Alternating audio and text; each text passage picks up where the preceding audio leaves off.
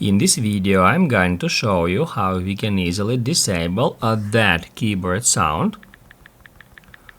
on any iPhone.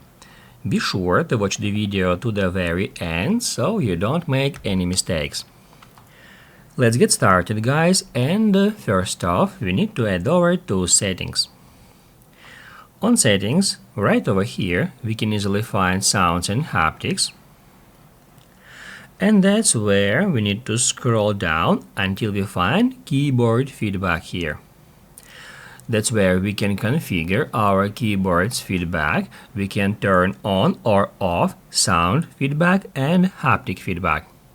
If you want to disable sound while you entering a text on iPhone's keyboard, just turn it off. Now, if we head over back to our keyboard,